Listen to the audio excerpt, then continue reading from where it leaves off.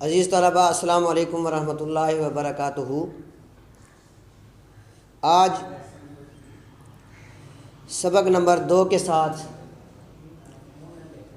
میں آپ کا اسلامیات کا معلم قاری فیاض احمد سعیدی آپ کی خدمت میں حاضر ہوں۔ امید کرتا ہوں کہ آپ سب خیریت سے ہوں گے۔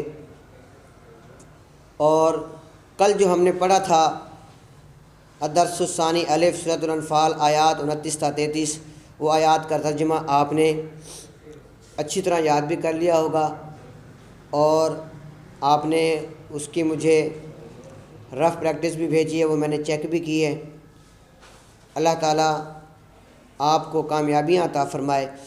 آج ہم وہی رکوع نمبر 4 الدرس الثانی الف آیات 34 تا 37 اور اس کی مشق بھی ہم نے آج کرنی ہے۔ تو بیٹا اپنی بکس کھول لیں، صفحہ نمبر 13 آیت نمبر 34 میں پڑھتا ہوں۔ پہلے بسم اللہ الرحمن الرحیم اس کا ترجمہ کریں گے، لفظی ترجمہ، اور پھر سلیس ترجمہ کریں گے، اس کی تشریح بھی۔ بسم اللہ الرحمن الرحیم وما لهم الا يعذبهم الله وهم يصدون عن المسجد الحرام وما كانوا اولیاءه ان اولیاؤه الا المتقون ولكن اکثرهم لا يعلمون۔ وما لهم، اور اب ان کے لیے کون سی وجہ ہے، اللہ یعذبہم اللہ، کہ وہ انہیں عذاب نہ دے۔ اللہ تبارک و تعالیٰ فرماتا ہے کہ اب کفار کے لیے کون سی وجہ ہے کہ اللہ تعالیٰ انہیں عذاب نہ دے۔ وہم، حالانکہ وہ یسدون، روکتے ہیں لوگوں کو، عن المسجد الحرام، مسجد محترم میں نماز پڑھنے سے۔ مسجد حرام اللہ کا گھر، اس سے وہ نماز پڑھنے سے روکتے ہیں۔ دراصل اللہ تبارک و تعالیٰ انہیں اب عذاب اس لیے دے رہا ہے، اس لیے فرما رہا ہے کہ اب کیوں نہ میں انہیں عذاب دوں، کیونکہ وہ لوگوں کو، مسلمانوں کو مسجد حرام میں نماز پڑھنے سے روکتے تھے، انہیں نماز نہیں پڑھنے دیتے تھے۔ جب وہ نماز پڑھتے تھے یہ پھر ان کو نماز میں تنگ کرتے تھے، ہنستے تھے، اونچی اونچی آوازیں کستے تھے، سیٹیاں اور تالیاں بجاتے تھے، مسجد حرام کا تقدس پامال کرتے تھے۔ تو اللہ تبارک و تعالیٰ کو یہ بات سخت ناپسند تھی کہ وہ میرے بندوں کو میری عبادت نہ کرنے دیں اور میرے گھر کا تقدس پامال کریں۔ تو اس آیت سے ہمیں بھی یہ سبق لینا چاہیے کہ جب ہم اپنے چھوٹے بچوں کو مسجد میں لے جائیں تو انہیں یہ ضرور سکھا کر لے جائیں کہ بیٹا یہ اپنا گھر نہیں ہے، یہ اللہ کا گھر ہے، اس کا ایک تقدس ہے، اس کی ایک عزت ہے، اس کا احترام ہے۔ جہاں ہم ثواب کمانے کے لیے آئے ہیں، ثواب کمائیں تو وہ کس طرح کہ اللہ کے گھر کا تقدس جو ہے وہ پامال نہ کریں، اس کا احترام کریں، وہاں بھاگے نہیں، وہاں گالیاں نہ دیں کسی کو، اور اونچی آوازیں نہ کسیں، اور وہاں کہکہ لگا کر ہنسے نہیں۔ یہ اللہ کے گھر کا تقدس ہے۔ تو اگر ہم ایسا کریں گے تو پھر ہمیں گناہ ہوگا، ہم بجائے ثواب حاصل کرنے کے گناہ کما کر واپس آ جائیں گے۔ تو اس لیے اللہ کے گھر کا تقدس پامال نہیں کرنا کسی بھی صورت میں۔ اگر کوئی بچہ آپ لے کر جائیں ساتھ مسجد میں تو وہ آپ کی رسپانسبلٹی ہے، اگر وہ تقدس پامال کرے گا تو اس کے ذمہ دار آپ ہوں گے جو بڑے ہیں۔ اور اب ان کے لیے کون سی وجہ ہے کہ وہ انہیں عذاب نہ دے، وہم، حالانکہ وہ یسدون، روکتے ہیں، عن المسجد الحرام، مسجد حرام میں نماز پڑھنے سے۔ مسجد میں نماز پڑھنے سے تو وہ روکے کہ جو اس کا مالک ہو، حالانکہ مسجد کا مالک کون ہے؟ اللہ رب العزت۔ اس لیے اللہ نے فرمایا وما کانوا اولیاء، اور وہ اس مسجد کے متولی بھی نہیں ہے، مالک بھی نہیں ہے۔ متولی مالک کو کہتے ہیں۔ وما کانوا اولیاء، اور وہ اس کے متولی بھی نہیں ہے۔ تو یا اللہ پھر اس کا متولی کون ہے؟ اللہ نے فرمایا ان اولیاءہ الا المتقون، کہ اس کے متولی تو صرف پرہیزگار لوگ ہیں۔ جو بھی متقی پرہیزگار ہیں وہی مسجد کے متولی ہیں۔ آپ دیکھیں اسی قانون کو آگے لاگو کرتے ہوئے پاکستان میں یا پوری دنیا میں جہاں بھی جو مسجدیں ہیں ان کے متولی کون لوگ ہوتے ہیں؟ پرہیزگار لوگ ہوتے ہیں۔ آپ نے دیکھا ہوگا جتنے بھی بزرگ ہوتے ہیں، 5 وقت کے نمازی ہوتے ہیں، جو اوور ایج جو ہوتے ہیں بزرگ، وہی مسجد کو چلا رہے ہوتے ہیں، اس کا انتظام سنبھال رہے ہوتے ہیں۔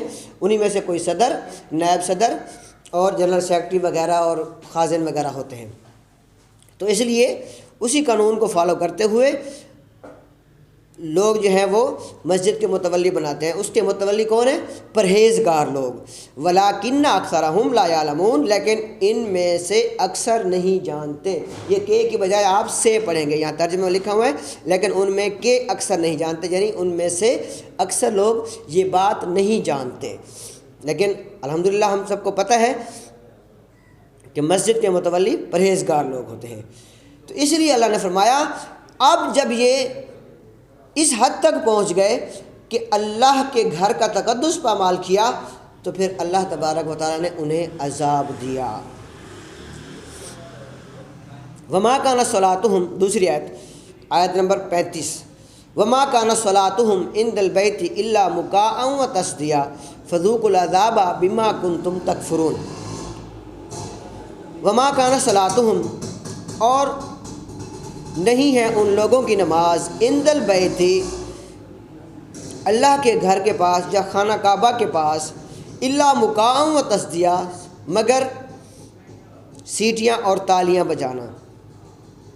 اللہ کا معنی مگر، مکاءً سیٹیاں، و تصدیۃً اور تالیاں بجانا۔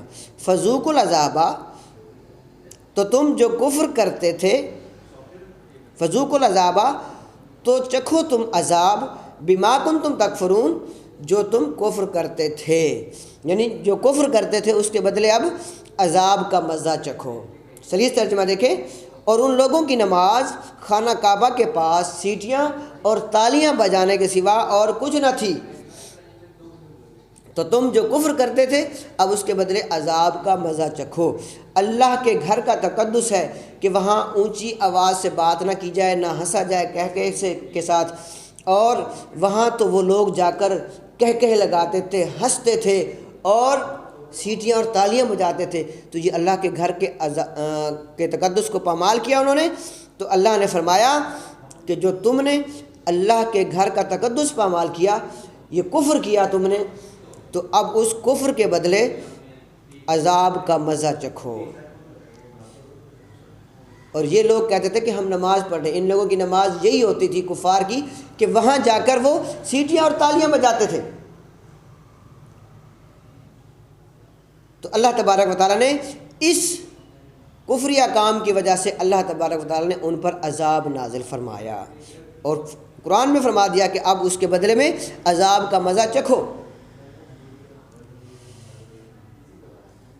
تیسری آیت نمبر 36، ان الذین کفروا ينفقون اموالهم لیصدوا عن سبیل اللہ فسینفقونها ثم تکون علیہم حسرۃ ثم یغلبون والذین کفروا الی جہنم یحشرون۔ ان الذین کفروا، جو لوگ کافر ہیں، ينفقون، خرچ کرتے ہیں، اموالہم، اپنا مال۔ کیوں خرچ کرتے ہیں؟ لیصدوا عن سبیل اللہ، کہ لوگوں کو لیصدوا روکے، عن سبیل اللہ، خدا کے راستے سے، کہ لوگوں کو خدا کے راستے سے روکیں۔ آج تک تو آپ لوگ یہ سنتے آئے بیٹا کہ مسلمان مال خرچ کرتے ہیں اللہ کی راہ میں، اللہ کو راضی کرنے کے لیے، لوگوں کی مدد کرنے کے لیے مال خرچ کرتے ہیں۔ لیکن شروع اسلام میں کفار لوگ جو ہیں وہ مال خرچ کرتے تھے مسلمانوں کو اللہ کے راستے سے روکنے کے لیے۔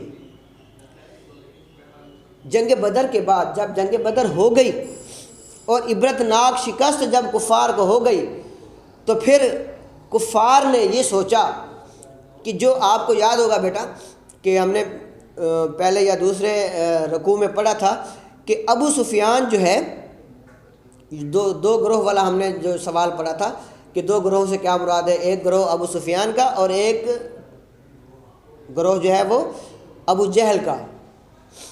تو جو ابو سفیان کا گروہ تھا وہ تجارتی قافلہ تھا، اور میں نے آپ کو بتایا تھا کہ وہ جب تجارت کر کے ملک شام سے واپس مکہ المکرمہ آئے تو ان کے پاس 50,000 اشرفیوں کی مالیت کے برابر سامان تجارت موجود تھا۔ تو ابو سفیان نے یہ اعلان کیا، ابو سفیان اس وقت ایمان نہیں لائے تھے، اس نے یہ اعلان کیا کہ ہمیں عبرتناک شکست ہوئی ہے، اب ہم نے مسلمانوں سے بدلہ لینا ہے، تو میں یہ اعلان کرتا ہوں کہ بجائے اپنی ذاتی خرچ کے، اپنی ذات پر یہ پیسہ لگانے کے بجائے میں تمہیں یہ سارا کا سارا تجارتی مال جو ہے وہ دیتا ہوں، اس کو جو ہے وہ جنگی سامان خریدنے پر خرچ کیا جائے تاکہ مسلمانوں کے خلاف ہمیں قوت اور طاقت حاصل ہو، جنگی اسلحہ وغیرہ خریدیں اور سواریاں وغیرہ اور اس طرح کا سامان۔ تو انہوں نے اس طرح جو ہے وہ سامان خرچ کرنا چاہا۔ تو اللہ تعالیٰ وہی فرما رہا ہے کہ یہ لوگ سامان خرچ کریں گے، اپنا مال خرچ کریں گے تاکہ لوگوں کو اللہ کی راہ سے روکیں، فَسَيُنْفِقُونَهَا، تو یہ ابھی اور خرچ کریں گے، ابھی اور خرچ کریں گے، ثُمَّ تَكُونُ عَلَيْهِمْ حَسْرَةً، مگر آخر وہ ان کا خرچ کرنا ان کے لیے حسرتاً موجب افسوس ہوگا۔ حسرت کا معنی ہوتا ہے خواہش یا افسوس کرنا۔ ثم یغلبون، اور وہ مغلوب ہو جائیں گے۔ اللہ تعالیٰ فرماتا ہے اس آیت میں کہ وہ اپنا مال بہت زیادہ خرچ کریں گے، خرچ کرتے جائیں گے، لیکن وہ ان کا خرچ کرنا کیا ہوگا؟ وہ موجب افسوس ہوگا، اور اینڈ کیا ہوگا کہ وہ مغلوب ہو جائیں گے، کیونکہ اللہ تبارک و تعالیٰ نے فرمایا تھا کہ تمہاری جماعت کتنی ہی کثیر کیوں نہ ہو تمہارے کچھ کام نہیں آئے گی، کیوں کہ اللہ مومنوں کے ساتھ ہے۔ جتنی ان کی فوج کی تعداد زیادہ ہو جائے، جتنی سواریاں ان کے پاس زیادہ ہو جائیں، جتنا اسلحہ ان کے پاس زیادہ ہو جائے، لیکن اللہ کن کے ساتھ ہے؟ اللہ مومنوں کے ساتھ ہے۔ اس لیے اللہ جس کے ساتھ ہوتا ہے فتح اسی کے حق میں ہوتی ہے، فتح اسی کو حاصل ہوتی ہے۔ تو اللہ نے فرما دیا کہ یہ جتنا خرچ کرتے ہیں کر لیں، ان کا یہ خرچ کرنا ان کے لیے موجب افسوس ہوگا، اور یہ پھر مغلوب ہی ہوں گے۔ اینڈ کیا ہوگا کہ یہ مغلوب ہو جائیں گے، شکست خوردہ ہو جائیں گے۔ والذین کفروا الی جہنم یحشرون، اور پھر فرمایا اور کافر لوگ دوزخ کی طرف یحشرون ہانکے جائیں گے۔ بیٹا ہانکنا اسے کہتے ہیں کہ جب جانور کو چلایا جا رہا ہو، وہ نہ چلے تو پھر ڈنڈے کے ساتھ اسے ہانکا جاتا ہے، زبردستی ادھر دھکیلا جاتا ہے آگے کی طرف۔ تو یہ کافر بھی جہنم کی طرف نہیں جائیں گے، ڈریں گے، آگ کو دیکھ کر خوف کھائیں گے، تو پھر فرشتے انہیں جانوروں کی طرح ہانک کر جہنم میں لے جائیں گے، اور کافر لوگ دوزخ کی طرف ہانکے جائیں گے۔ آخری آیت، لیمیز اللہ الخبیث من الطیب ویجعل الخبیث بعضہ علی بعض فیرکمہ جمیعا فیجعلہ فی جہنم اولئک هم الخاسرون۔ یہ دوزخ کی طرف کیوں ہانکے جائیں گے؟ اس کا جواب دیا اللہ تعالیٰ نے لیمیز اللہ سے، لیمیز اللہ الخبیث من الطیب، تاکہ خدا ناپاک کو پاک سے الگ کر دے۔ سورہ یاسین میں بھی ایک آیت ہے بیٹا، وَامْتَازُوا الْيَوْمَ أَيُّهَا الْمُجْرِمُونَ، آج اس دنیا میں جرم دار، مجرم اور گناہ گار اور جو نیکوکار ہیں وہ سب ایک ساتھ چل رہے ہیں، کسی کو کوئی پتہ نہیں ہے کون مجرم ہے، کون گناہ گار ہے اور کون نیکوکار ہے۔ لیکن قیامت کا دن جب آئے گا تو اللہ فرما دے گا وَامْتَازُوا الْيَوْمَ أَيُّهَا الْمُجْرِمُونَ، اے مجرمو آج تم علیحدہ ہو جاؤ، اور اے نیکوکارو تم بھی علیحدہ ہو جاؤ، تاکہ لوگوں کو پتہ چل جائے کہ مجرم کون ہے اور نیکوکار کون ہے۔ تو کافروں کو اللہ جہنم کی طرف کیوں ہانکے گا؟ تاکہ لیمیز اللہ الخبیث، تاکہ خدا ناپاک کو پاک سے الگ کر دے۔ ناپاک کون ہے؟ خبیث کا معنی ہے ناپاک، اور طیب کا معنی ہے پاک۔ کفار جو ہے جتنے بھی ہیں جو غیر مسلم ہیں وہ خبیث ہیں، وہ ناپاک ہیں، وہ سب جو ہیں وہ جہنم کی طرف ہانکے جائیں گے، اور جو طیب یعنی مسلمان ہیں اللہ تعالیٰ کفار کو مسلمانوں سے علیحدہ کر دے گا اور انہیں جہنم میں ڈال دے گا۔ کس طرح ڈالے گا جہنم میں؟ وہ بھی نقشہ اللہ تعالیٰ نے یہاں کھینچ دیا، وَيَجْعَلَ الْخَبِيثَ بَعْضَهُ عَلَى بَعْضٍ، اور ناپاک کو ایک دوسرے پر رکھ کر، ناپاک کو ایک دوسرے پر، بعضہ علی بعض کا معنی ایک دوسرے پر رکھ کر، فیرکمہ جمیعا، ایک ڈھیر بنا دے گا، فیرکمہ جمیعا، تو وہ جمع کرے گا اسے، یعنی ڈھیر بنا دے گا، فیجعلہ فی جہنم، اور پھر ان کو دوزخ میں ڈال دے گا۔ ایک ڈھیر بنا کے ایک دوسرے کے اوپر رکھ کر اللہ تبارک و تعالیٰ جس طرح ہم کسی چیز کو پاؤں سے دھکا دے دیتے ہیں اس طرح کر کے، تو اسی طرح پھر جو فرشتے ہوں گے وہ ان کے ڈھیر کو جہنم میں پھینک دیں گے۔ اولئک هم الخاسرون، یہی لوگ خسارہ پانے والے ہیں۔ خاسرون کا معنی خسارہ پانے والے یعنی نقصان اٹھانے والے ہیں۔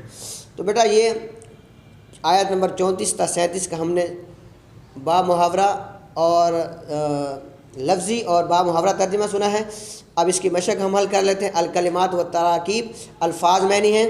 یثبتو کا معنی وہ قید کر دے، اساطیر الاولین پہلوں کی کہانیاں، مکان کا معنی سیٹیاں، اور تصدیتاً کا معنی تالیاں، فیارکمہ وہ جمع کرے اسے۔ التمارین مشق ہے۔ سوال نمبر پہلا، السوال الاول، السوال الثانی، السوال الثالث اور السوال الرابع کے 2 جز ہیں، الف اور ب۔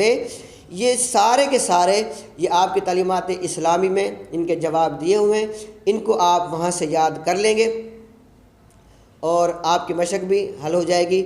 آج کی جو ہماری ڈائری ہے وہ ہے آیات 34 تا 37 ترجمہ بما مشق۔ آپ نے مشق بھی حل کر کے مجھے سینڈ کرنی ہے اور میں آپ کی وہ مشق چیک کروں گا۔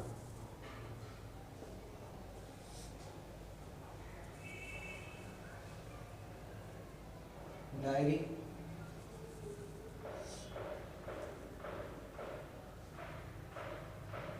آیات 34 تا 37 ترجمہ ما مشق لرن پلس آر پی کرنی ہے۔ یہ تھی آج کی ہماری ڈائری۔ امید کرتا ہوں کہ آپ یہ ڈائری کر کے مجھے سینڈ کریں گے۔ اللہ تبارک و تعالی ہمیں اس پر عمل کی توفیق عطا فرمائے، آمین۔ السلام علیکم ورحمۃ اللہ وبرکاتہ۔